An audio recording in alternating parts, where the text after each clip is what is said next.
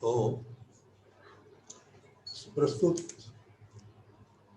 अध्याय में वर्णन है विदुर का मैत्रेय के पास जाना। सर्वप्रथम उद्धव जी से मुलाकात हुई है और यदुवंश कुरुवंश के समाचार से वो अवगत हुए हैं और अब इस अध्याय में किस प्रकार उद्धव जी उन्हें लेकर के मैत्रेय जी के पास जाते हैं इसका वर्णन है। यहाँ पर इस श्लोक में बताया जा रहा है कि भगवान श्री कृष्ण अपनी अंतरंगा शक्ति से अपने परिवार का भावी अंत देखकर सरस्वती नदी के तट पर गए, जल का आचमन किया और एक वृक्ष के नीचे बैठ गए।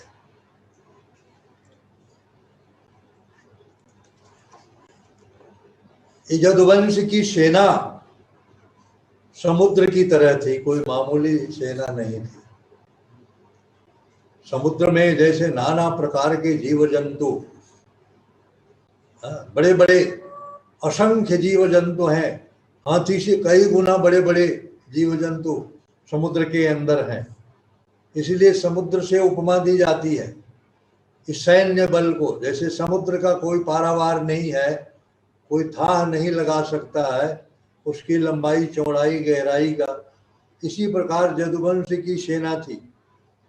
किंतु उस समुद्र के समान अथाह सेना को भगवान ने अपनी अंतरंगा शक्ति से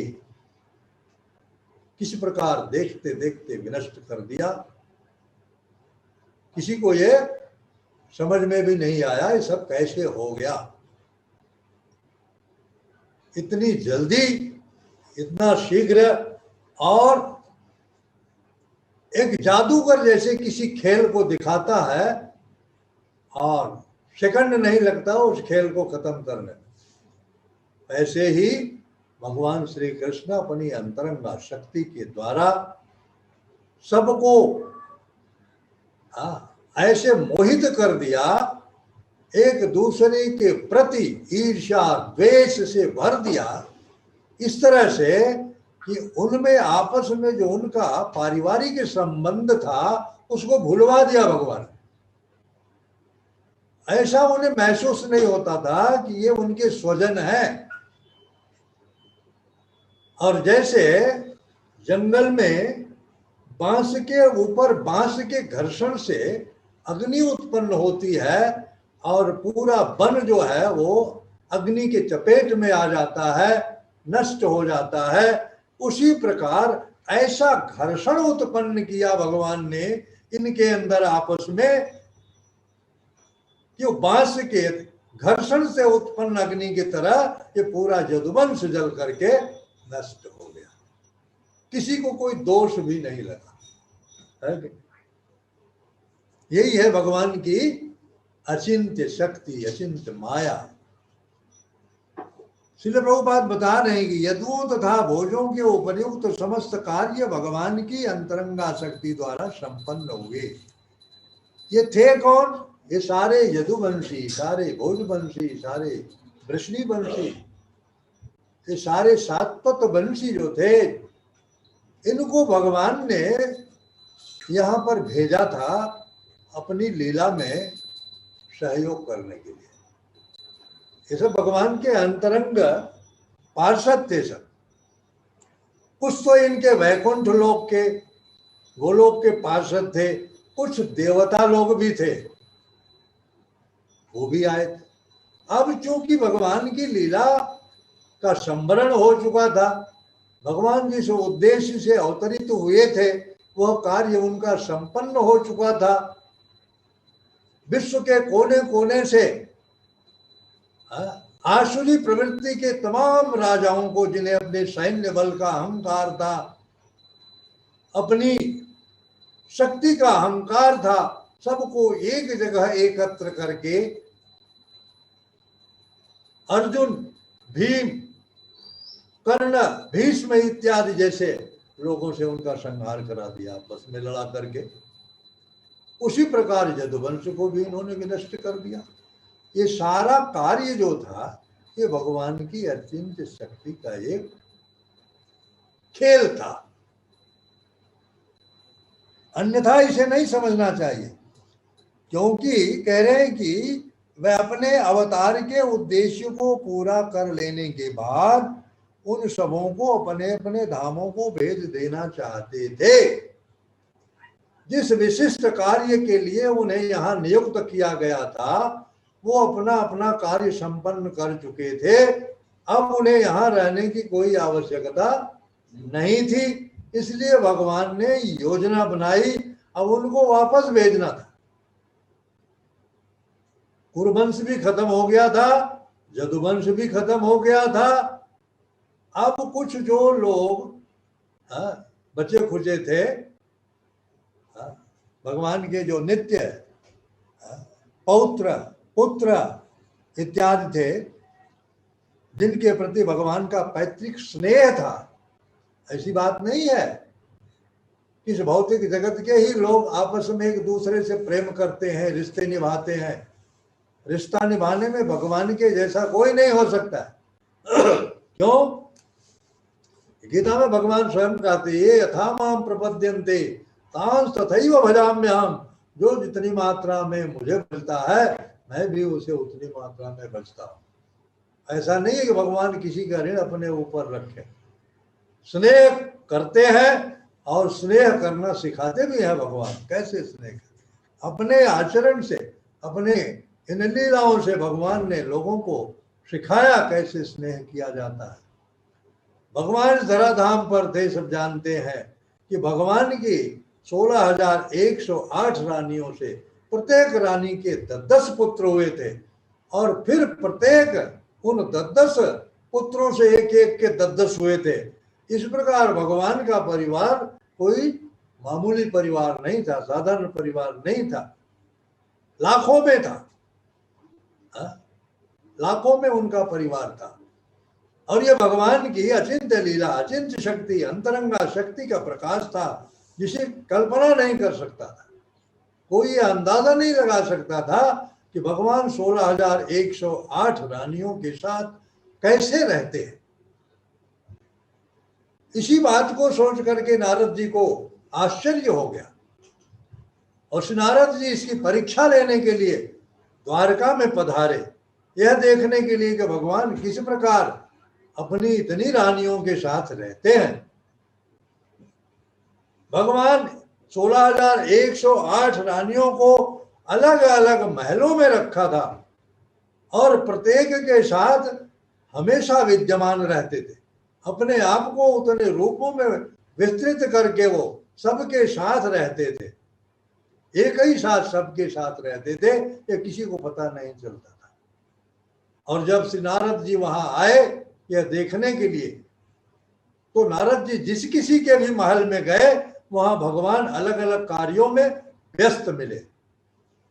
कहीं वो अपने पुत्र को लेकर बैठे बातें कर रहे हैं, कहीं वो अपने पौत्र को गोद में लिए बैठे, कहीं वो अपनी रानी के साथ चौसर खेल रहे, कहीं किसी लीला में व्यस्त है। अनेक भिन्न भिन्न कार्यों में, भिन्न भिन्न महलों में भगवान व्यस्त देखे गए नारद जी के द्वारा। नारद जी ने सोचा यह कार्य भगवान ही कर सकते हैं, किसी मनुष्य के वश में ऐसा करना नामुमकिन है, असंभव है। तो यह भगवान की अचिंत्य शक्ति, जिसके अंदर इतनी शक्ति है, वो एक सेकंड में कुछ भी कर सकता है। उसके लिए क्या मुश्किल है कि नहीं? इतना बड़ा पृथ्वी का भार हरण करने में उनको कुछ मुश्किल नहीं लगा। जादूगर की तरह उन्होंने इसे एक खेल को खत्म कर दिया, और इस खेल को खत्म करने के बाद उन्होंने क्या किया, ये सारे लोग जो थे इनको प्रभास क्षेत्र में भेजा। प्रभास क्षेत्र कहाँ है आप सभी जानते हैं, जो द्वारका गए होंगे। हाँ, वेरावल के पास में जहाँ सोमनाथ मंदिर है शिव जी का, उसके पास में ही प्रभास क्षेत्र है। प्रभास क्षेत्र में इन सबों को वहां भेजा। हाँ? और वहां पर इन्होंने भोजन किया, मद्यपान भी किया। मद्यपान करने के बाद ये आपस में भिड़ गए और एक दूसरे को समाप्त करके यहाँ से चले गए। ये कैसे सब हुआ? स्वात्म माया या भगवान की अंतरंगा शक्ति के अनुसार जैसा वो चाहते थे वैसा किया। भगवान के पारिवारिक जन या तो उनके स्वांश अवतार थे या स्वर्ग लोकों के देवता, जैसा बताया गया है कि नहीं। अतएव अपने प्रस्थान के पूर्व उन्होंने अपने अंतरंगा शक्ति से उन्हें पृथक कर दिया। जो एकत्र थे वो अब पृथक हो गए, उनके अंदर भेद पैदा कर दिया गया, पृथक कर दिया। उन्हें अपने अपने धामों में भेजे जाने के पूर्व प्रभास नामक पवित्र स्थान पर भेजा गया, जहां उन्होंने पुण्य कर्म किए और भोजन किया तथा जी भरकर मद्यपान किया। ऐसा लगता है कि कभी उन्होंने भरपेट मद्यपान नहीं किया था, वहां पर जी भर करके मद्यपान किया। आप यूं कह सकते हैं कि एक दूसरे को उन्होंने जबरदस्ती पिलाया, उन्मत्त बना दिया। इसके बाद उन्हें अपने अपने धाम वापस भेजे जाने की व्यवस्था की गई, जिससे अन्य लोग यह देख सके कि शक्तिशाली यदुवंश अब इस जगत में नहीं रहा। लोगों के सामने एक उदाहरण प्रस्तुत किया भगवान कैसे किसी लीला को करते हैं और फिर उसी लीला का संवरण कैसे करते हैं, ये लोगों को उन्होंने दिखाया। आप इस जगत में देखते हैं भगवान या तो स्वयं आते हैं या अपने प्रतिनिधि भेजते हैं किसी विशिष्ट कार्य के लिए।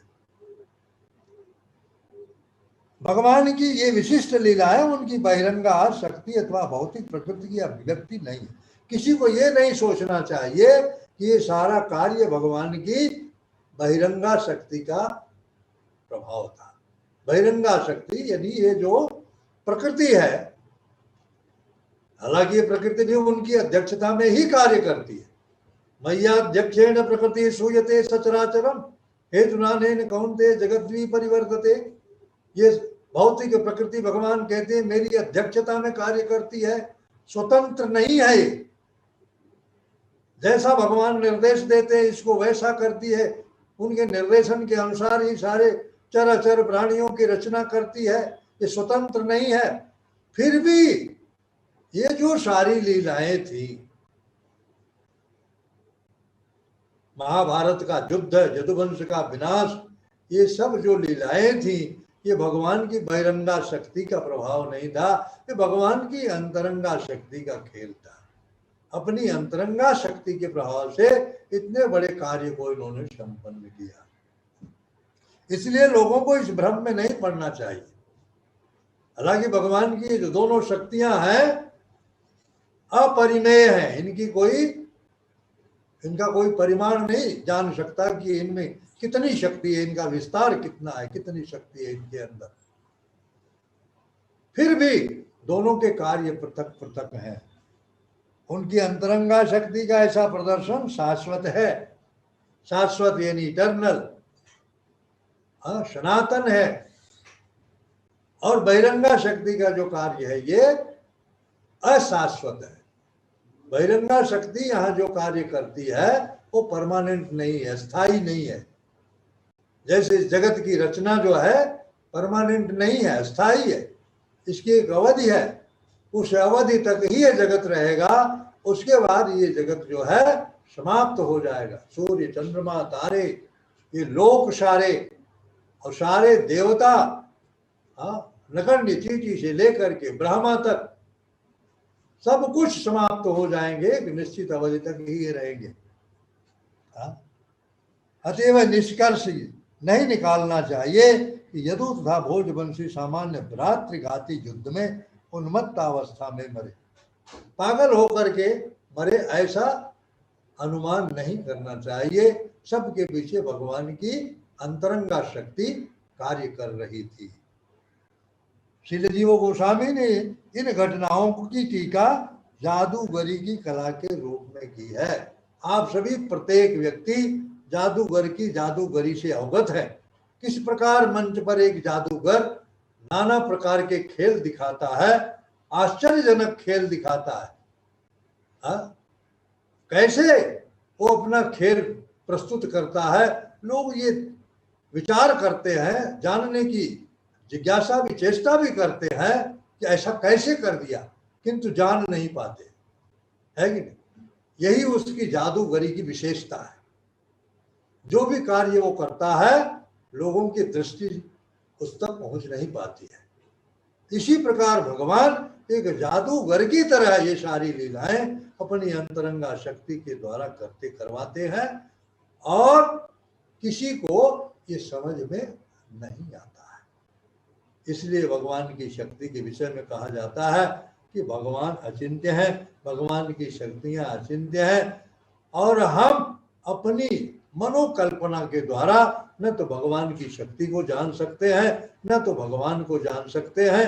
भक्त्या माम अभिजानाति, भगवान को, भगवान की शक्ति को, भगवान की लीलाओं को भक्ति के द्वारा ही जान सकते हैं, अन्यथा दूसरा कोई साधन नहीं है।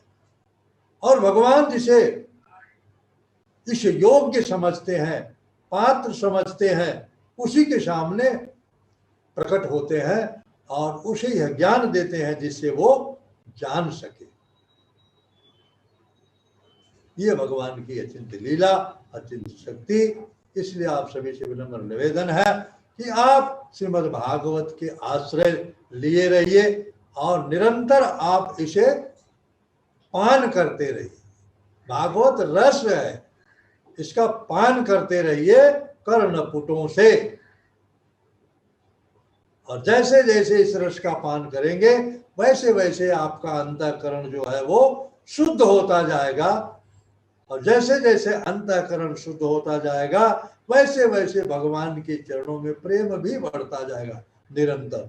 और एक ऐसी स्थिति आएगी जब आप भगवान को अपने अंतःकरण में देख सकेंगे, और जिस दिन आप भगवान को अपने अंतःकरण में देख लेंगे उसी दिन आवागमन के चक्र से आप मुक्त हो जाएंगे। हरे कृष्ण।